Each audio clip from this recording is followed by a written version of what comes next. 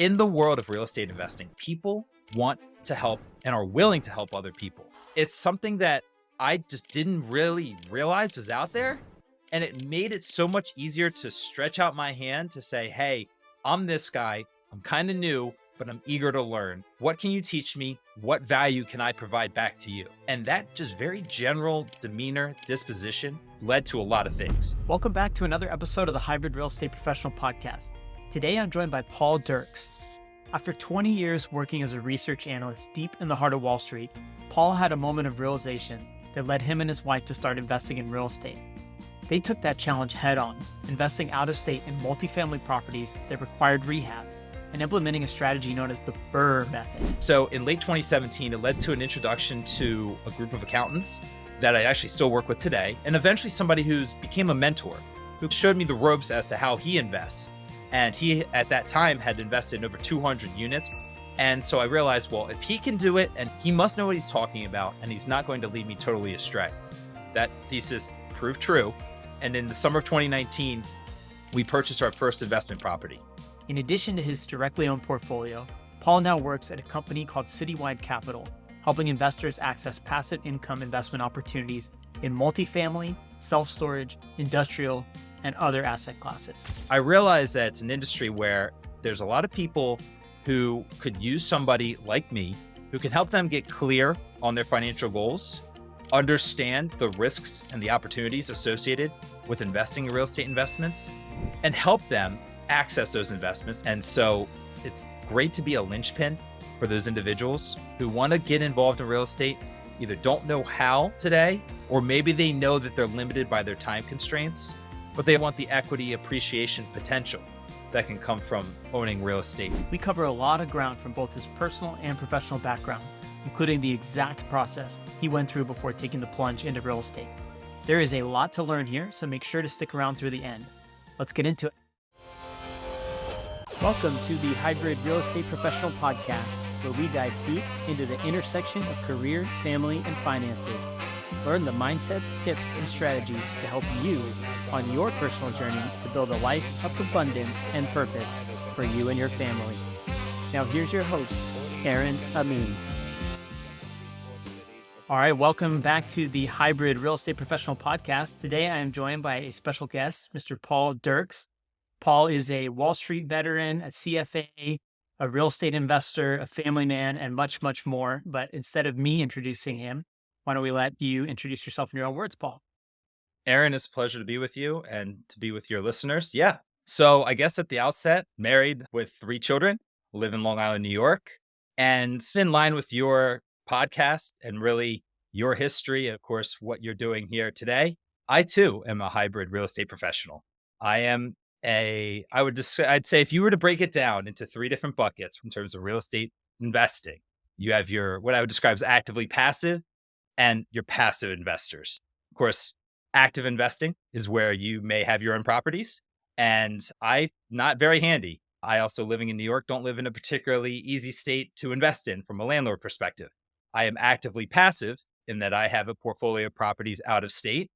And then also I'm a passive investor, investing as a limited partner in various syndications, whether it's in multifamily, self-storage, industrial, and other asset classes. But what's interesting about me and my history is, and we can dive into this a little bit, is I've navigated from zero real estate investing experience, basically just as a W-2 employee, to somebody who is reasonably diversified within real estate and has found niches that work for me and that work for my family's life. And I'm excited to share that with your audience because I feel like my story, while it's not all that remarkable, it's at least approachable in that my wife and I both have W-2 jobs. We both desired some of the benefits that come with real estate investing, and we just took some action. And there's some easy steps. There's some things that we can do that we did and that your listeners can do if they want to get started on their real estate investing journey. Awesome. It all starts with action. And also thank you for using the hybrid real estate professional label. I think a lot of people are hybrid real estate professionals without realizing it. Yep. But you pretty much embody every last bit of what I meant when I started using that label, which is someone who integrates all the skills and knowledge and experience they gain throughout other areas of their life, whether it's their family or their job, and then the income from those endeavors, and then applies it to build real estate.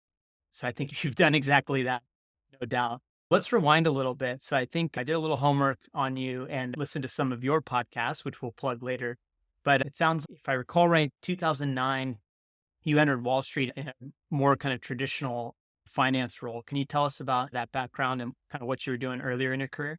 Sure, absolutely. I worked as a equity research analyst and also with a group of portfolio managers on Wall Street. My dad and brother are financial advisors, and my first jobs in high school and in college were interning for my dad and helping him with his book of clients. So I grew up in the world of financial services and always loved being somebody who would do the work, do the diligence, learn to understand investments, and then ultimately help clients realize their goals. Of course, if I wanted to work with my dad, it meant I had to live in my hometown in suburban Maryland. And while that would have been a very good way, I wanted the city life and I wanted to dive a little bit deeper into the investments, into the, I guess you could say, analysis side of the world. So I worked on Wall Street for, in total, almost 20 years. I was a research analyst. I was published on over 1,000 investment reports, predominantly in industrial companies. These are companies that were tied to the residential and commercial building cycles, building products, distribution, specialty distribution, also engineering and construction companies. So I was very, even from afar, even while I was not in real estate, I was always very in tune with what was going on in real estate markets. And I always had a great appreciation for how robust those industries are, how vibrant, and a lot of the changes that were driving investment dollars and investor interest into real estate. So I worked on Wall Street for close to 20 years. But what was interesting about that time for me is that my wife and I, as I mentioned a little bit earlier, we were both working W-2 jobs. And while we were in the rat race and we continue to be, it dawned on me pretty soberingly in 2017 after reading Rich Dad Poor Dad that we had no cash flowing assets of our own. We were working hard living in New York State. There are pretty high property taxes and high taxes here in general, but we had no cash flowing assets. We were asset poor individuals. After reading Rich Dad Poor Dad, I realized that we had to do something to diversify beyond Wall Street, not just from an income standpoint, but really a totality of life standpoint. We needed to find a different avenue for us to not only invest in, but also try to reap some benefit from. And when I was reading Rich Dad Poor Dad, it motivated me to get out there, to stop just reading and hiding behind the books, but to get out and meet people, to network, to go to conferences, and frankly, find individuals who were doing what I wanted to do. So after a couple of years of self education and some of that networking, eventually bought our first property, a small multifamily property, and later grew that portfolio to 7 properties. We've since sold one, so now 6. But it was an organic experience to take what I would say I've learned on Wall Street from a topical standpoint and what I learned as being an individual and a family person in a high tax state and pursue avenues for knowledge and for our investment dollars to go into investing in real estate as a way to just bring it all together. We wanted tax benefits, we wanted some cash flows, but we also wanted to increase our income in a non Wall Street or non W-2 way. So that's a long, convoluted way of saying Wall Street provided an incredible backdrop for me, a pretty unique backdrop. Not everybody makes the move from Wall Street into real estate investing, but I couldn't be any more grateful for the experiences I've had because I think they've really powered a lot of what we've accomplished and what I'm still accomplishing here today. That's awesome. Yeah, it's a huge mindset shift. You hear a lot of people quote Rich Dad, Poor Dad, but it really does change the way you think. You don't necessarily need to read that book to have the same realization, but that there are so many investors that credit the idea of just understanding like what is a true asset financially in life and what is a liability. And then, yeah, the fact that most people, even if you're a high income earner, you can still not have any real cash flowing assets. And therefore, if you change your employment situation, you're left with a harder time trying to figure out how to pivot versus if you can build those assets as you go throughout your life. So before we go into the real estate, I'm curious.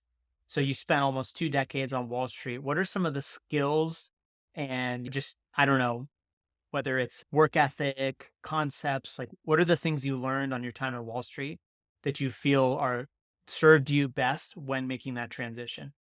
That's a great question. A few things. One I would say is as a research analyst, you are looked to as a subject matter expert. The buck stops with you. You're the only person in the firm, or maybe one of two, that knows the answers to certain questions that come from investors. So, with that as your backdrop, you have to know everything. You at least have to be prepared at the very least, or you at least need to know where to get answers and to be able to do so. You also need to be able to pull together insights from disparate sources. That might be from things you read, might be from conversations you have with somebody who's a company executive, maybe from other individuals or other investors. You pull from all these different places and create a tapestry of what you think is actually going on with an investment or an investment thesis. And the other thing I'd say that I really credit from Wall Street is having a deliverable, meaning that you have to take what you learn and distill it down in a way that's helpful for your clients to absorb and for them to take action upon. That's something that I think a lot of individuals out there miss in today's market. They just want to go out and see themselves on social media. They see themselves and they're just worried about their own persona. When you're on Wall Street and you're working as a research analyst, you have to come up with something that's going to drive value for your client. And that's something that I very much appreciate, that need to deliver, and that being a subject matter expert. Those are things that have, served me well while I was on Wall Street and served me well today. Those are certainly lessons I think that apply in any number of fields. Absolutely. Yeah, there's the accountability, there's the knowledge, there's the resourcefulness, and the ability to communicate that in a way that actually articulates the value to your customers, which means not just coming at them with a bunch of quant chart stuff that they can't understand, but actually articulating it in plain English to your end customer, right? That's another skill, especially in real estate, that I'm sure serves you very well today. So let's pivot towards to 2017. You said that was the turning point where you said, hey, you and your wife, you're both working full time. You made this switch in your head where you wanted to start accumulating cash flowing assets. You decided that real estate was the most obvious one that satisfies that. You already hinted at this, that they're out of state investments, but what happened then? So tell us 2017, from that moment, how'd you lay the foundation? So, in full disclosure, I didn't exactly act upon first learning what I learned in Rich Dad Poor Dad. I was a pretty timid individual. I was afraid of going out there on my own, something that was uncharted. I don't have any family members or any older brothers or sisters or cousins that were real estate investors. So I sat on my hands for a little bit, but I always had this itch I needed to scratch in terms of learning more. What can I do to get involved in real estate investing? And so I started attending conferences. I attended one in particular, the Mid Atlantic Summit down in the Philadelphia area back in 2017. It was eye opening to see so many individuals and have conversations with those people like me who were either my age or even younger, who maybe didn't even have the resources that I had at my disposal, but who were making it happen. And it was that bias toward action.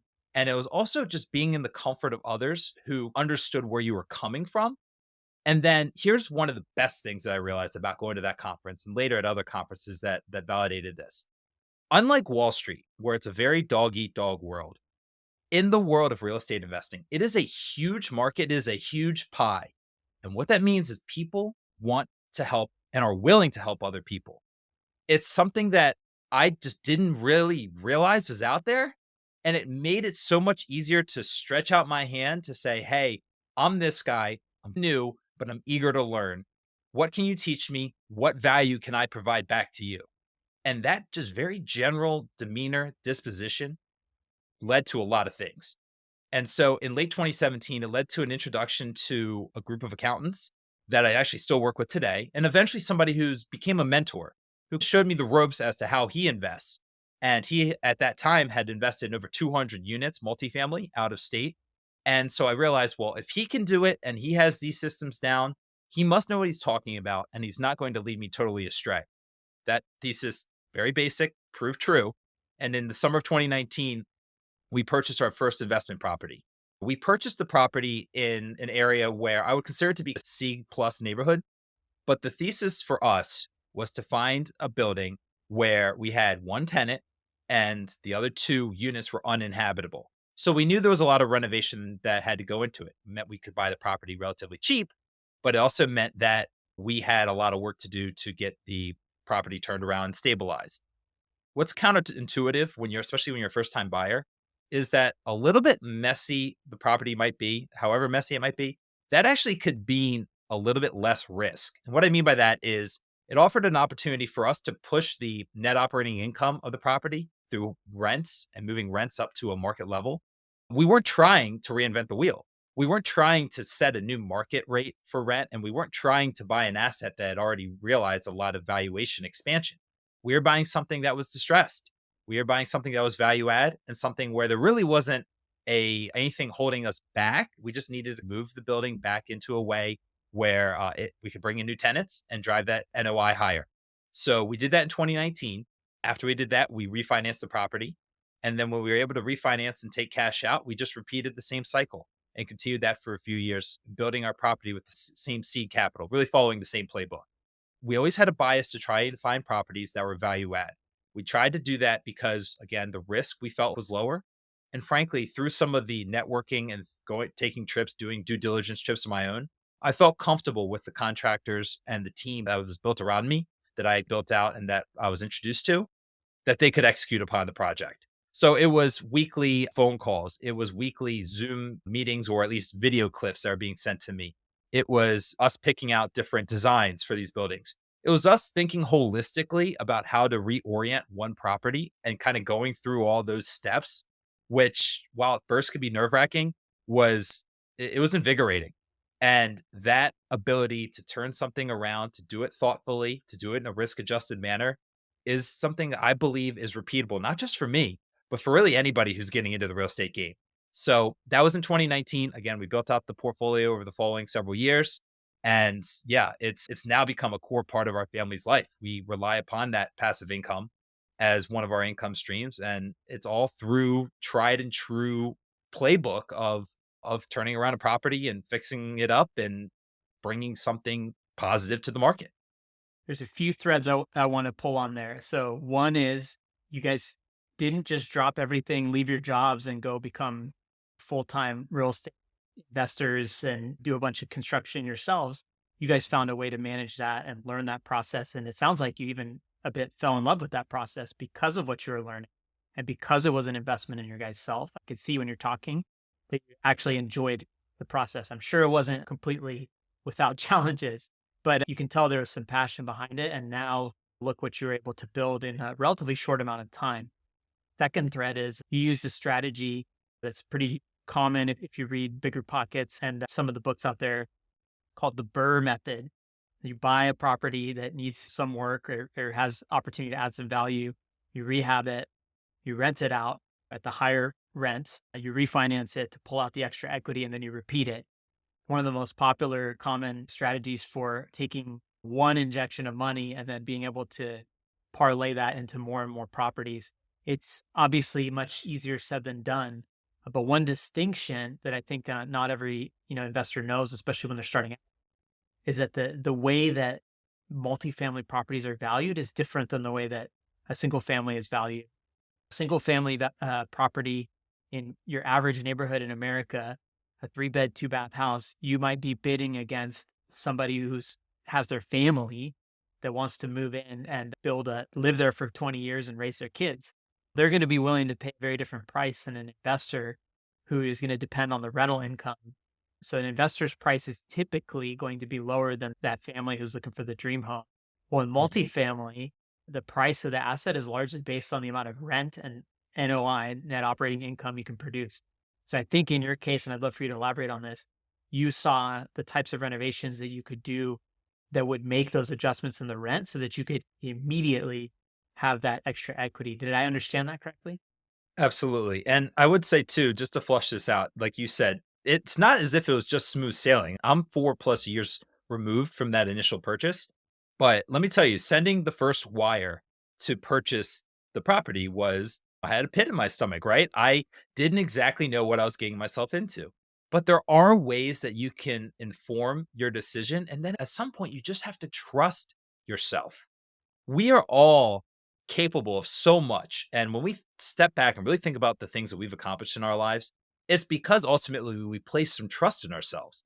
After enough reflection, education, networking, saving, and then again, reflection before you do it, you can take these steps. So it did come to that. And thankfully, I did take action. But I want to underscore the fact that it wasn't exactly all sunshine and roses. I remember the first unit came to the market about 2 months later than I was originally thinking. So we had higher carrying costs. We also had a few cost overruns, right? When you take you go down to the studs, you realize, oh, shoot, this pipe needs to be replaced, or this roof really is starting to get a little bit rickety, whatever it might be. I remember on that property, one big thing that later set us back was the driveway goes over a culvert, this small little stream that helps drain all the rainwater from the area. I didn't realize that was on my property. And so when it cracked and needed to be replaced, that was a large expenditure that I'm certainly not getting that money back. It just comes to the territory. We've all had repairs or know others who've had repairs in their homes or their properties. It just comes, it's all in the game. So as long as you know that going in, ultimately you can trust yourself, you can reserve for those kind of incidents, but yes. And then in terms of moving the ball forward, it was always about trying to do it in a way, like you said, that was thoughtful, but also in a way where I wasn't reinventing the wheel. I wasn't trying to set new higher market rents. I was trying to guide the properties to a spot where a market rent was achievable. And when I was originally doing the analysis for buying a property, I was doing it in a way where I was underwriting close to market rents, or at least if I had market rents, I was having a decent sized vacancy expense in there because I wanted to make sure that I was not underwriting to a unicorn in the sky kind of valuation. I was trying to underwrite to something that was actually achievable. So if you want, it's not just about being risk measured in terms of your initial investment. It's also about being honest with yourself. What is it you're buying? Are you buying something that has the opportunity to appreciate in value? Or are you trying to justify a narrative in your head?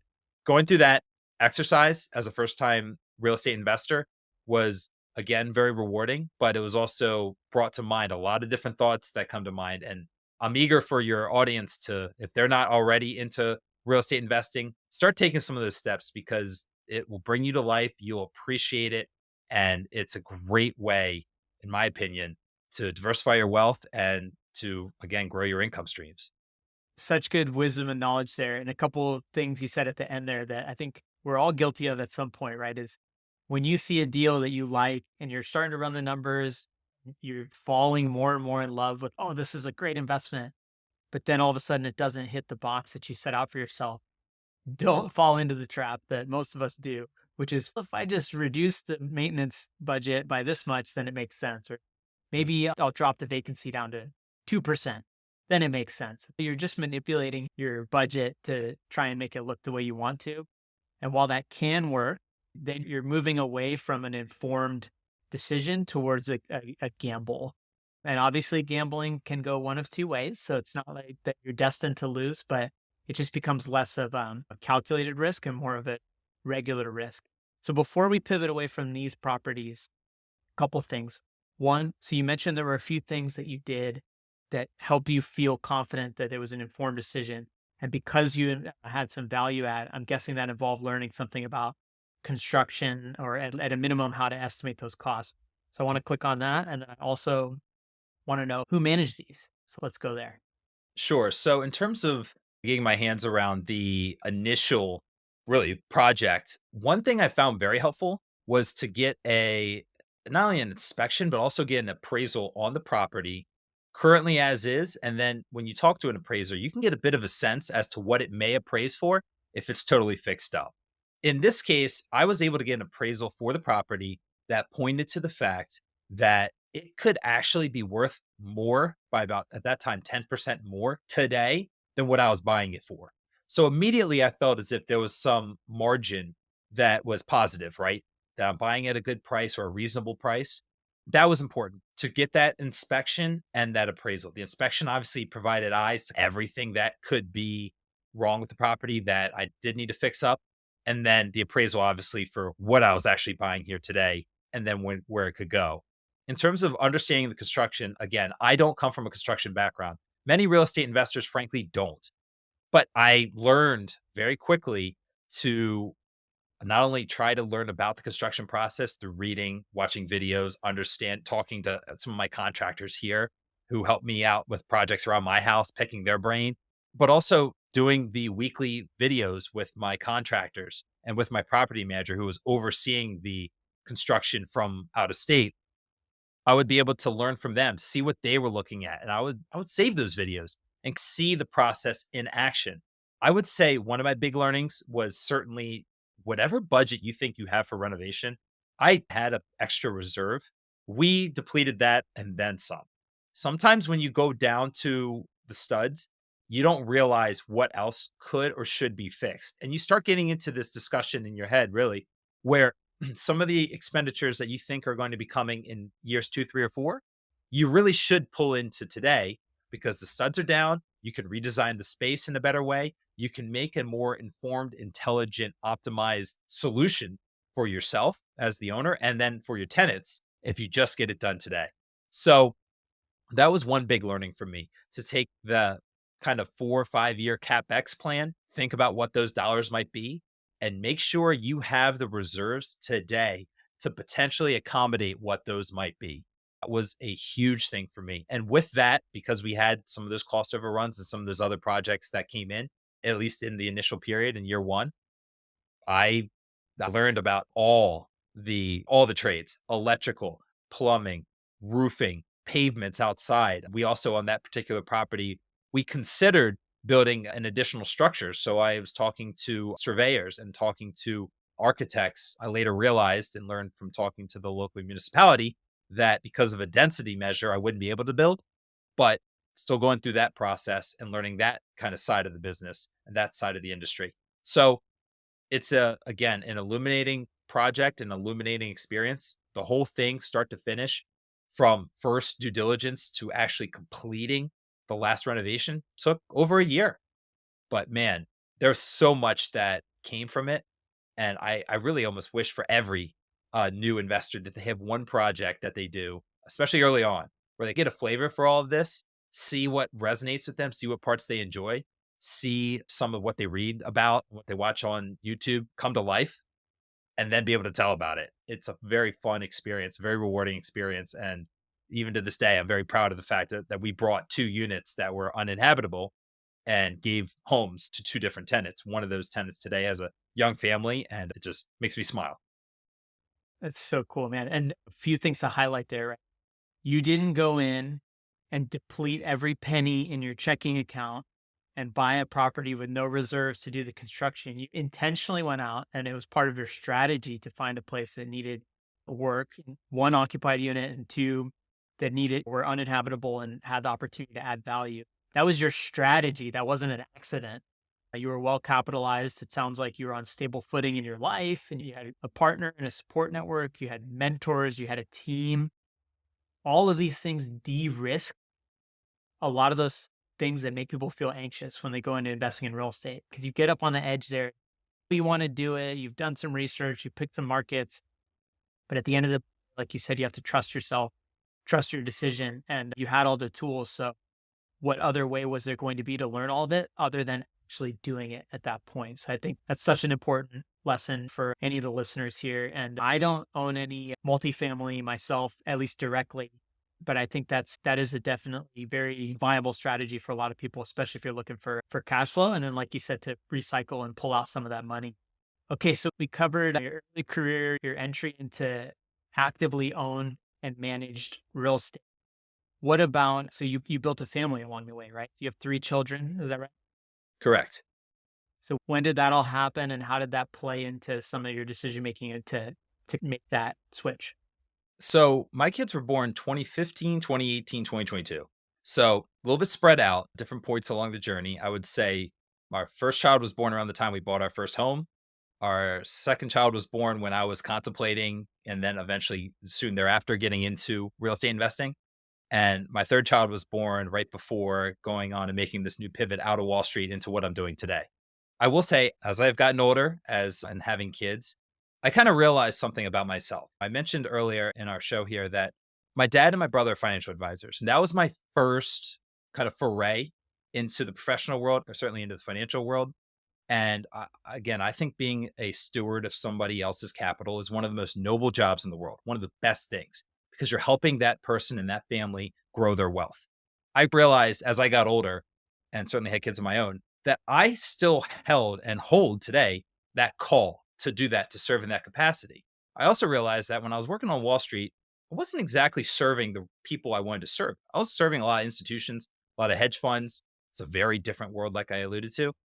I wasn't working with those families that I wanted to work with.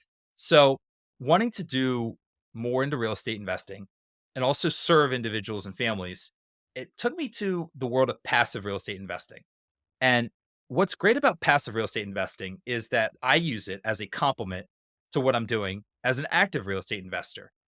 It's a way for me to invest funds that are not immediately available today. For example, using my self directed IRA, which was my company's 401k, right? All the money I'd saved for years and I can't access for another decade plus, maybe 2 decades here, and use that to invest in passive real estate syndications.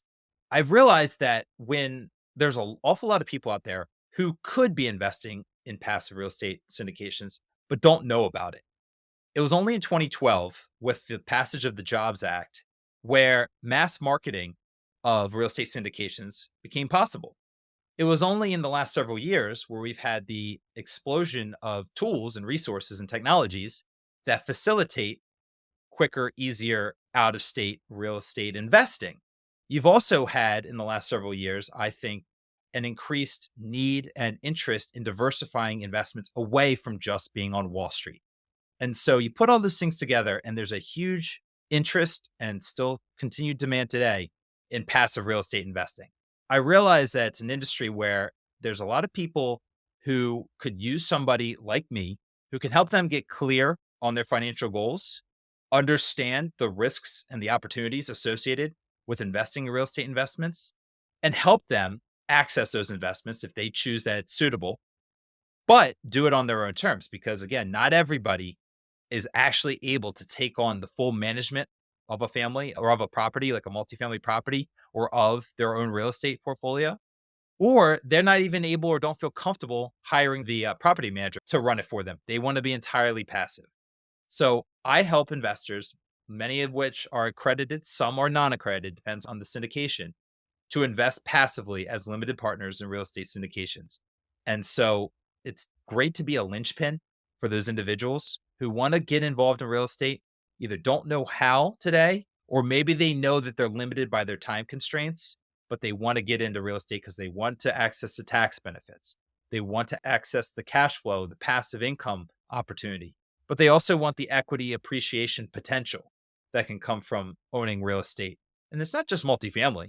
It could be self storage, it could be industrial, it could be other commercial real estate assets that diversify you away from just investing in just Wall Street or just in paper assets.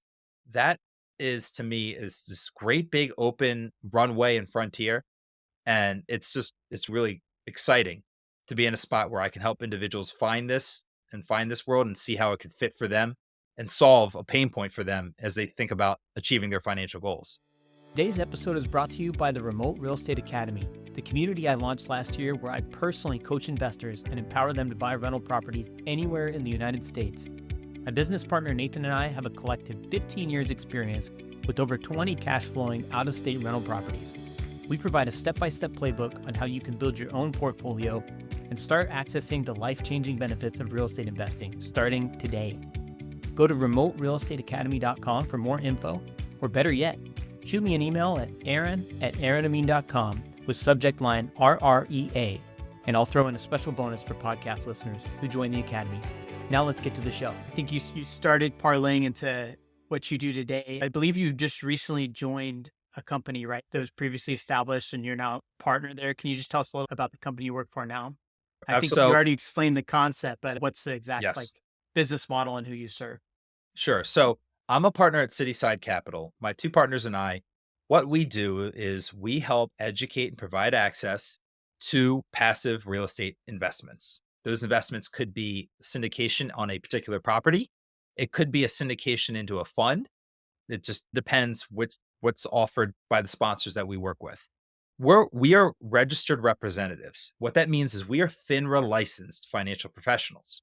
I have the Series 7. I have several other licenses. Those are the Series 7 is the same license that your financial advisor has in order to offer a security. Many individuals out there who raise capital don't have their FINRA license. It's something that should be licensed because it is a security that's being offered. I am and my team, my partners at Cityside Capital, we are FINRA licensed financial professionals. And we provide access to private securities. Again, these are not public securities like stocks or many mutual funds out there, but we have the opportunity to participate in a pretty unique position. The most exciting thing, of course, is to offer the access to individuals, investors who want to invest passively in real estate. We also help place capital for a select group of syndicators who we have contractual arrangements with them. They're looking for capital. They're looking for investors out there who will help fund their businesses and help execute on the business plan that they've outlined. And we help match them to some of those investors out there. What we found and what I found, and I knew this was the case going in, and I still see it even more today, is that there is a huge latent demand for investing in real estate. Many people just don't know how. They don't know all of the possible ways made available to them because this is not something that's propagated by Wall Street. These are, at their core, they are illiquid securities, which means that they are not easily or quickly transacted. You may invest in a syndication and maybe 4 to 6 years or sometimes longer in terms of the duration of the investment. That's not easily tradable. It means that Wall Street can't make money off of it very easily. It also comes with big tax benefits to you as the investor that Wall Street can't benefit from. So, financial advisors, many of whom are out there, do great work with the assets that they work with. They're not incentivized or geared to spending their time focusing on or recommending doing due diligence on these kind of investments. So, we help educate investors on these different options out there. The biggest way we do it, you mentioned earlier, is our podcast. I'm a co-host of the Passive Income Brothers podcast. And what we try to do is we try to provide an opportunity not only to educate ourselves on the passive income investing journey, but we bring on industry veterans, entrepreneurs, and thought leaders to share their experiences, not only just on the current market, but just also what they've seen going back in time over the last 10, 20 years plus, because it's a wealth of information. And I spoke about the fact, and I think you can attest, Aaron, to just how giving those are in the real estate investing world are to others. We want to help provide a mechanism for that. So we want our listeners, our audience, and our clients to educate themselves on what's out there and then to make a decision that makes sense for them.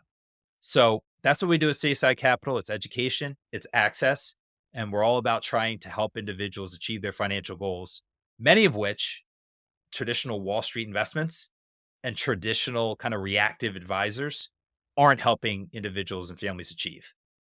I would say you're uniquely qualified to make that statement, right? Having worked in that world for a couple decades and you're an active investor yourself and you have a family, you have a job, dual income household, you understand the value of being able to invest passively and access some of these benefits. When I think of, because I, over the last few years, especially, I've come across a lot of different people who raise money for different deals and syndications, et cetera.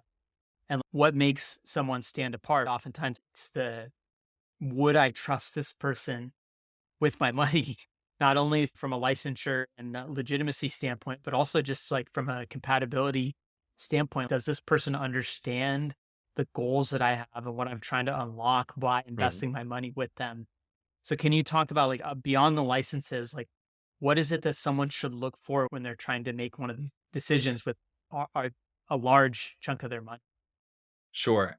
And that's a very deep, personal, and I would argue reflective question. It's hard to generalize in that because everybody's story is different and their needs are different. I work with individuals who might be changing careers and thinking about their income needs in their next foray in life.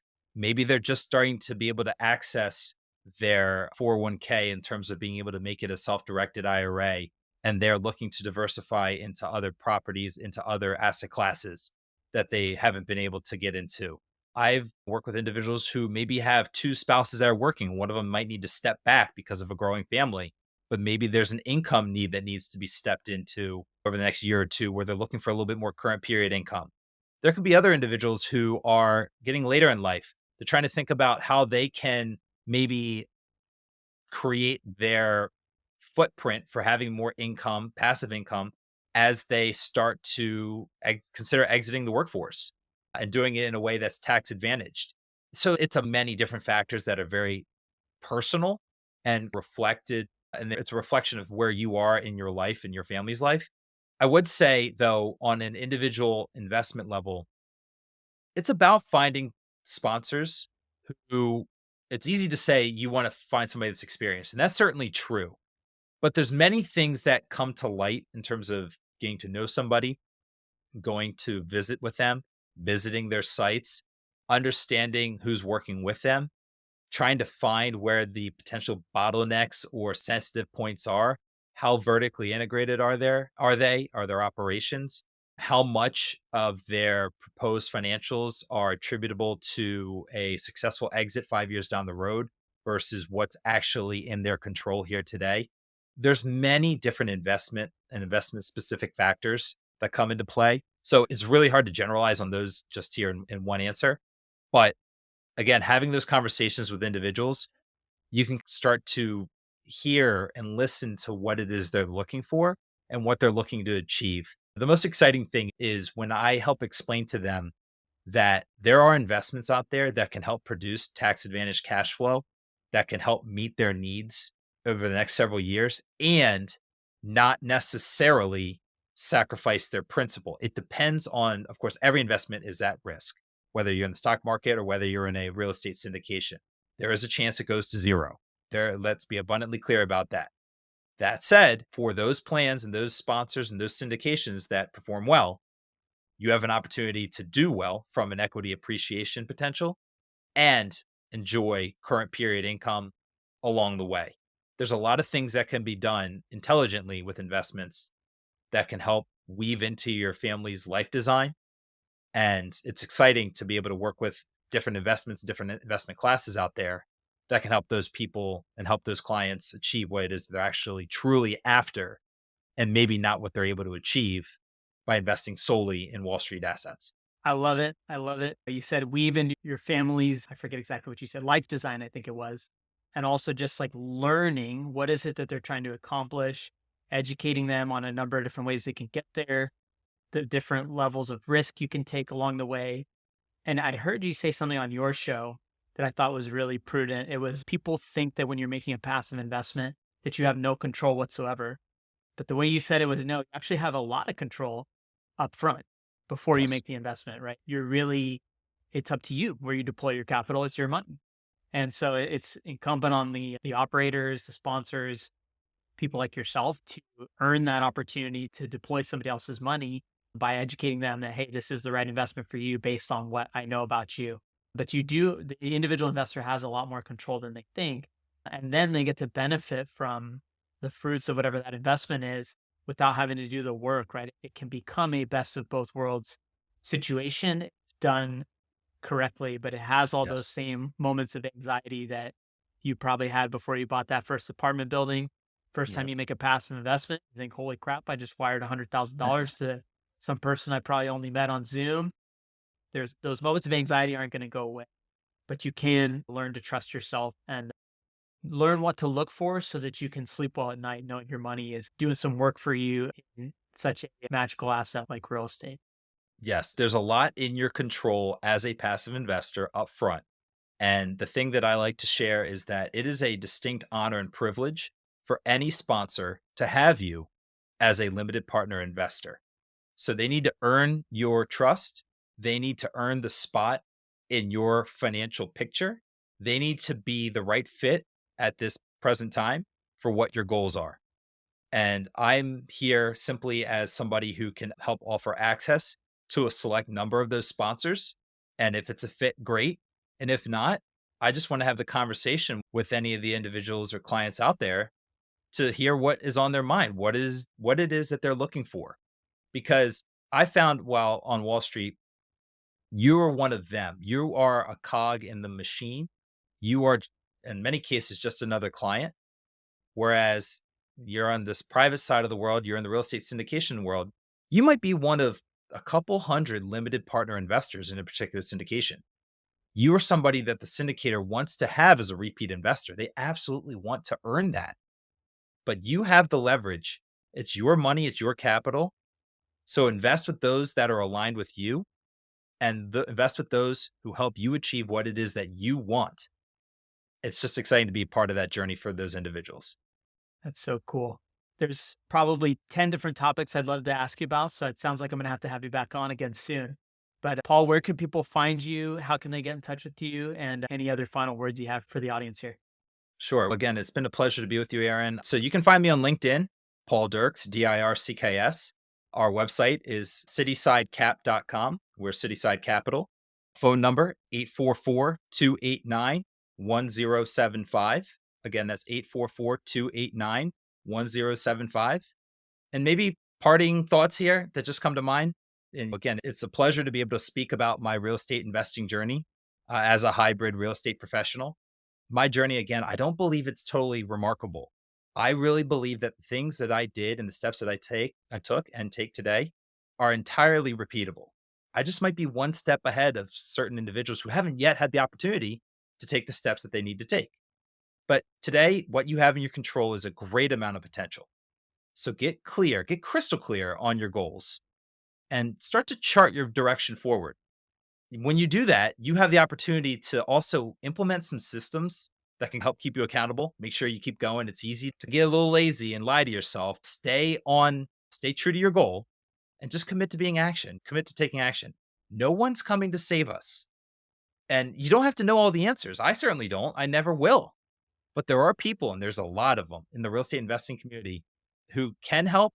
And they themselves asked for help when they got started. So this is a rich and vibrant community. There's a lot of people out there that can help you, whether you want to be an active investor, a passive investor, or something in between. So just get started. You owe it to yourself. It's your future. Make it yours. Couldn't have said it better myself. And if you like hearing Paul talk about real estate, life, goal setting, abundance, or any other of these topics, I encourage you to check out his podcast too. We'll make sure to drop all those links in the show notes. And Paul, thank you again so much. Thank you, Aaron. Be well. Thank you. Thank you for making it to the end of today's episode. As you may know, podcasts are very difficult to grow organically. If you're getting value from today's episode, I'd deeply appreciate if you can take 30 seconds to leave my show a 5-star rating and review. This will go a long way to helping me reach more listeners just like you. Thank you so much in advance.